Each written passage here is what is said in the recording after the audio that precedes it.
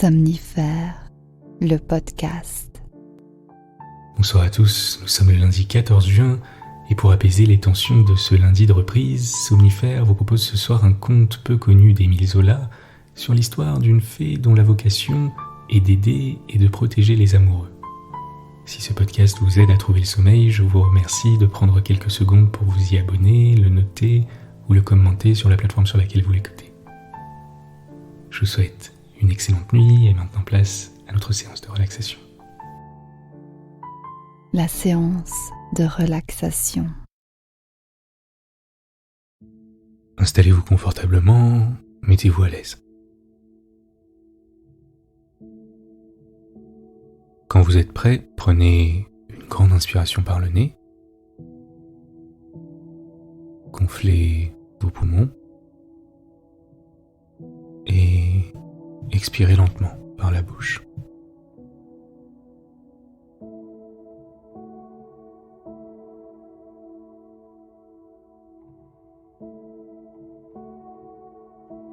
À nouveau, une grande inspiration par le nez. Gonflez votre ventre cette fois. Et expirez lentement par la bouche.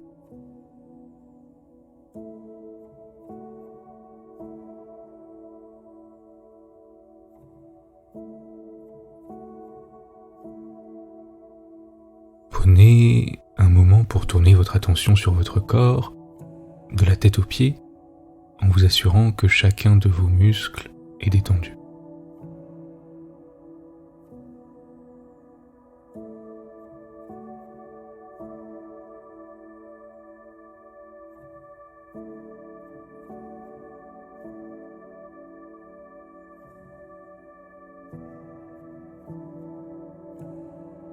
Notez comme le mouvement de votre poitrine, qui monte à l'inspire et redescend à l'expire, est apaisant et réconfortant.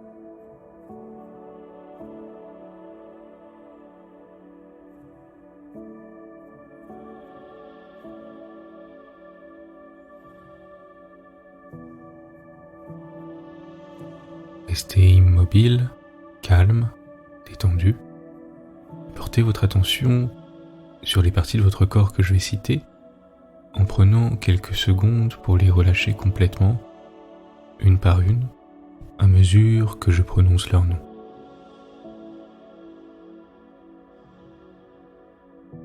On commence par les orteils qui se relâchent.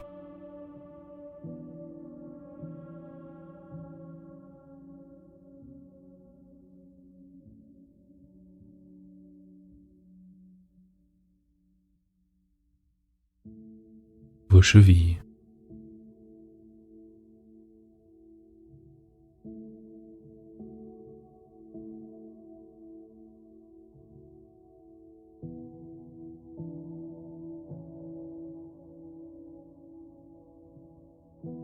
L'ensemble de vos deux pieds qui sont maintenant complètement relâchés.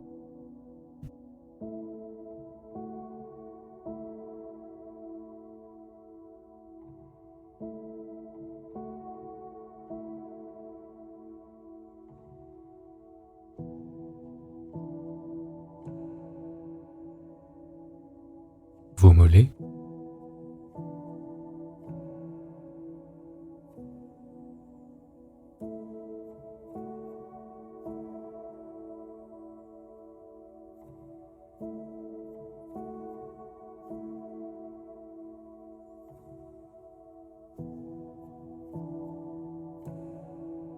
Vos genoux.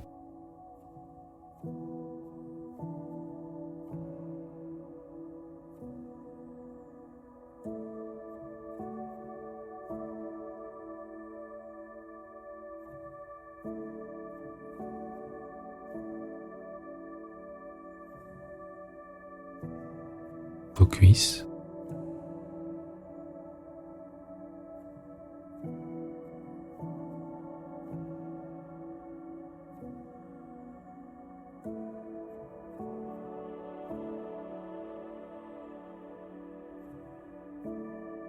Vos fesses et votre zone pelvienne.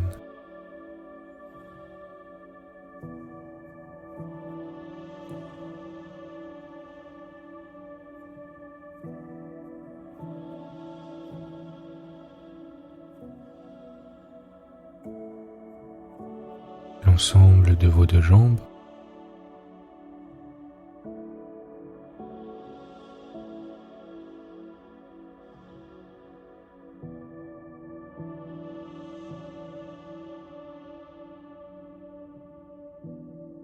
vos hanches,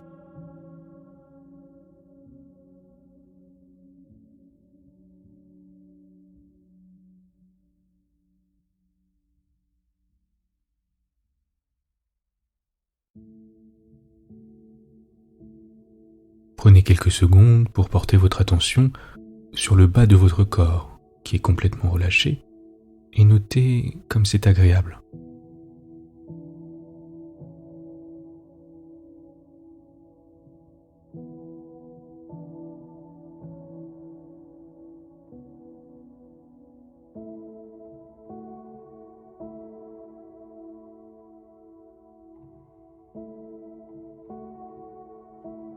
Prenez une grande inspiration et à l'expire, sentez toutes les émotions indésirables se libérer, vous laissant encore plus calme et détendu.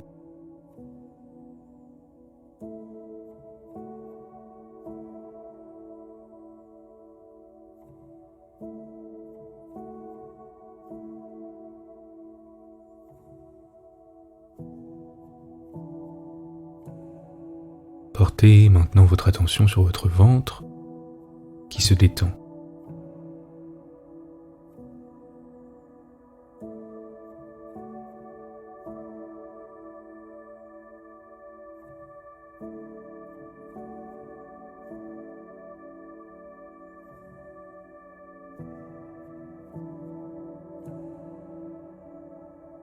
Votre poitrine,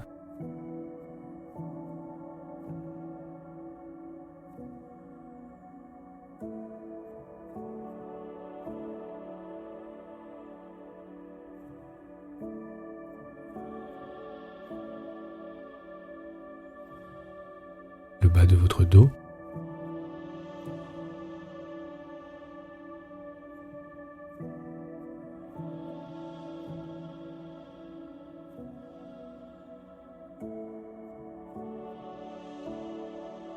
la détente se propage maintenant dans l'ensemble de votre dos,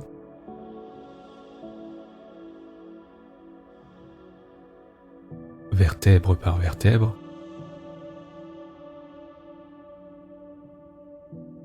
jusqu'à vos trapèzes, qui se détendent également et se relâchent.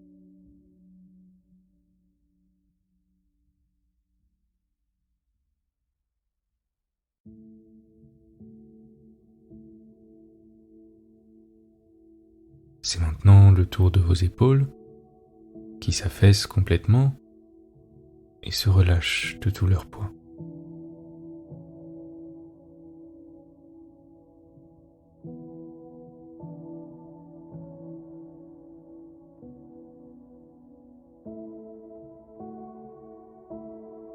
Votre nuque et votre cou sont parfaitement relâchés.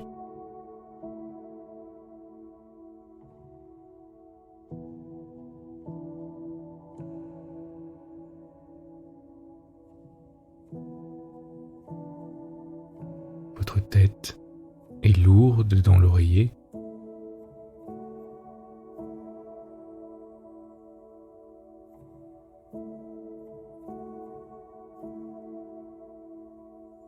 Le point entre vos deux sourcils se décrispe.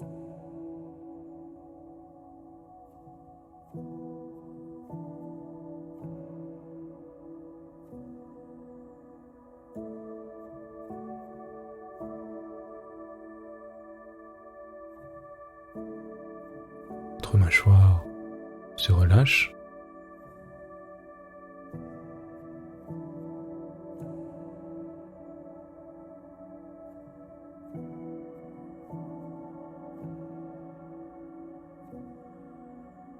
Vos paupières sont confortablement posées sur vos yeux, sans tension.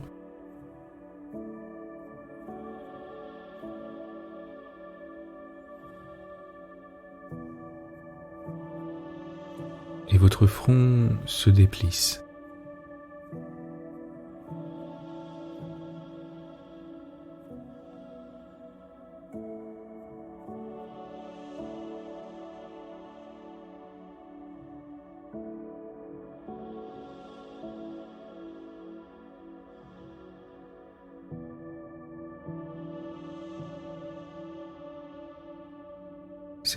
autour de votre cuir chevelu de se détendre complètement.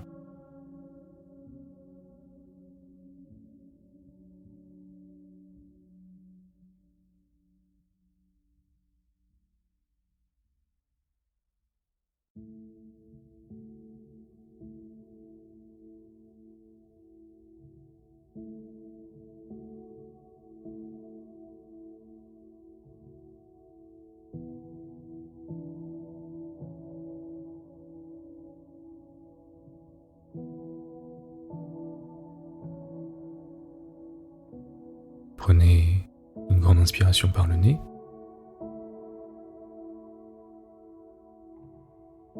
Et expirez par la bouche.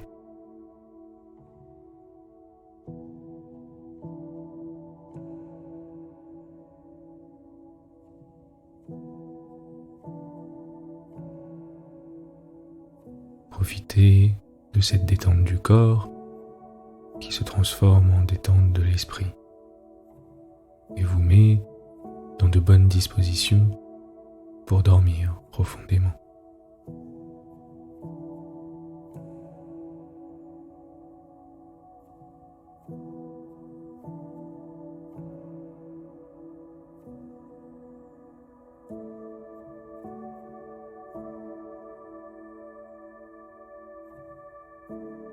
Concentrez simplement votre attention sur votre respiration pendant quelques instants, sans être en attente de quoi que ce soit, en étant tout simplement présent, déconnecté du monde.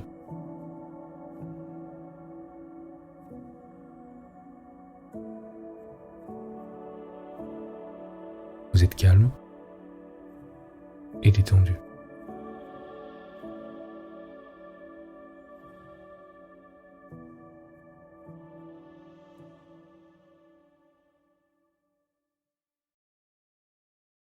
L'histoire du soir.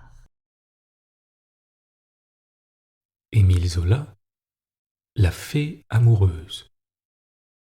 Entends-tu, Ninon, la pluie de décembre frapper nos vitres? Le vent se plaint dans le long corridor. C'est une vilaine soirée, une de ces soirées où le pauvre grelotte à la porte du riche, que le bal entraîne dans ses danses, sous les lustres dorés. Laisse là tes souliers de satin et viens t'asseoir sur mes genoux près de l'âtre brûlant. Laisse là ta riche parure, je veux ce soir te dire un conte, un beau conte de fées.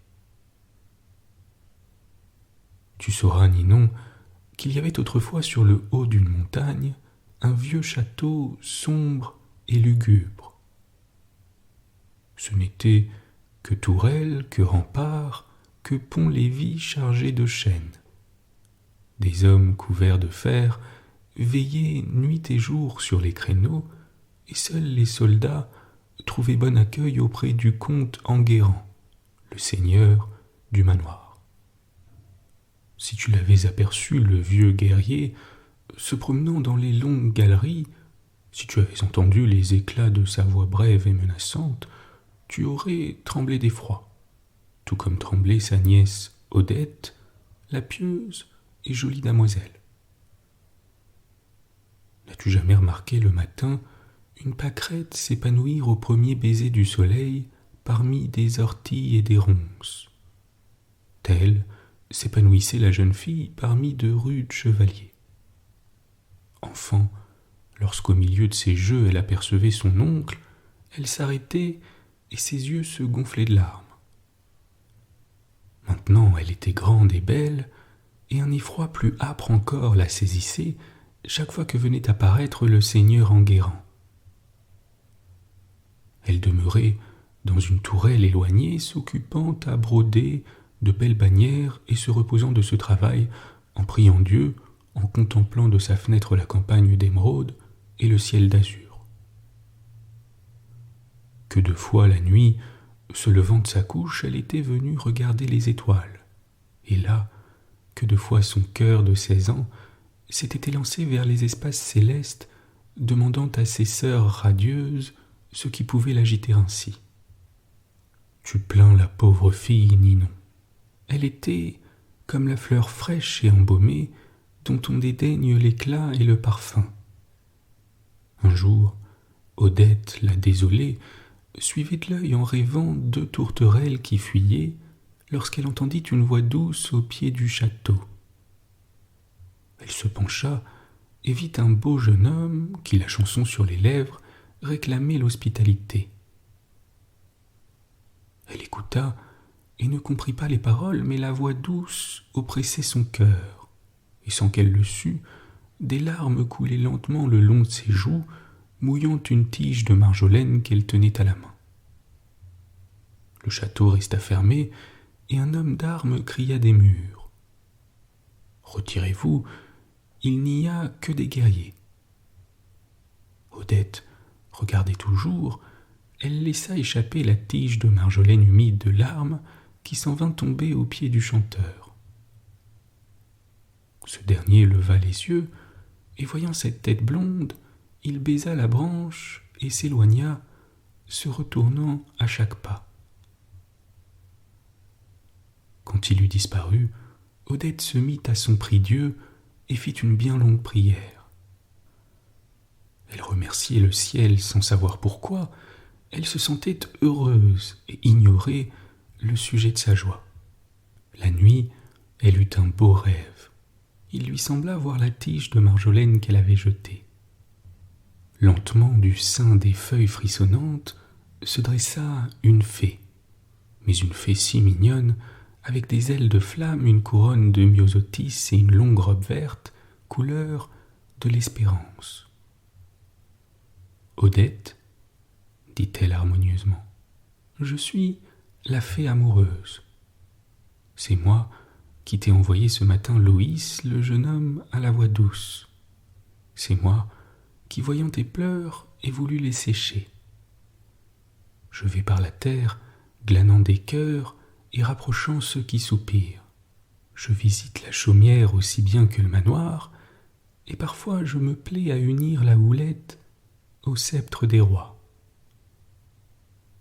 Je sème des fleurs sous les pas de mes protégés, je les enchaîne avec des fils si brillants et si précieux que leur cœur en tressaille de joie. J'habite les herbes des sentiers, les draperies du lit des époux, et partout où mon pied se pose naissent les baisers et les tendres causeries. Ne pleure plus, Odette, je suis amoureuse, la bonne fée, et je viens sécher tes larmes. Et elle rentra dans sa fleur, qui redevint bouton en repliant ses feuilles. Tu le sais bien, toi, Ninon, que la fée amoureuse existe. Voilà danser dans notre foyer, et plein les pauvres gens qui ne croiront pas à ma belle fée. Lorsqu'Odette s'éveilla, un rayon de soleil éclairait sa chambre, un chant d'oiseaux montait du dehors, et le vent du matin caressait ses tresses blondes parfumées du premier baiser qu'il venait de donner aux fleurs. Elle se leva, joyeuse, et passa la journée à chanter, espérant en ce que lui avait dit la bonne fée. Elle regardait par instants la campagne, souriant à chaque oiseau qui passait, et sentant en elle des élans qui la faisaient bondir et frapper ses petites mains l'une contre l'autre. Le soir venu, elle descendit dans la grande salle du château. Près du comte Enguerrand se trouvait un chevalier qui écoutait les récits du vieillard. Elle prit sa quenouille, s'assit devant l'âtre où chantait le grillon, et le fuseau d'ivoire tourna rapidement entre ses doigts. Au fort de son travail, ayant jeté les yeux sur le chevalier, elle lui vit la tige de marjolaine entre les mains, et voilà qu'elle reconnut Loïs à la voix douce. Un cri de joie faillit lui échapper. Pour cacher sa rougeur, elle se pencha vers les cendres et remua les tisons avec une longue tige de fer. Le brasier crépita, les flammes s'effarèrent, des gerbes bruyantes jaillirent, et soudain, du milieu des étincelles, surgit amoureuse, souriante et empressée. Elle secoua de sa robe verte les parcelles embrasées qui couraient sur la soie, pareilles à des paillettes d'or. Elle s'élança dans la salle, et invisible pour le comte, vint se placer derrière les jeunes gens. Là, tandis que le vieux chevalier contait un combat effroyable contre les infidèles, elle leur dit doucement : « Aimez-vous, mes enfants. Laissez les souvenirs à l'austère vieillesse, laissez-lui les longs récits auprès des tissons ardents. Qu'au pétillement de la flamme ne se mêle que le bruit de vos baisers. Plus tard, il sera temps d'adoucir vos chagrins en vous rappelant ces douces heures. Quand on aime à 16 ans, la voix est inutile, un seul regard en dit plus qu'un grand discours. Aimez-vous, mes enfants, laissez parler la vieillesse. » Puis elle les recouvrit de ses ailes, si bien que le comte, qui était trop occupé à raconter des histoires, ne vit pas Loïs déposant son premier baiser sur le front d'Odette frissonnante. « Il faut, Ninon, que je te parle de ces belles ailes de ma fée amoureuse. Elles étaient transparentes comme verre et menues comme ailes de moucheron. Mais lorsque deux amants se trouvaient en péril d'être vus, elles grandissaient, et devenaient si obscures et si épaisses qu'elles arrêtaient les regards et étouffaient le bruit des baisers. Aussi, le vieillard continua-t-il longtemps son prodigieux récit, et longtemps Loïs caressa Odette, la blonde, à la barbe du méchant suzerain.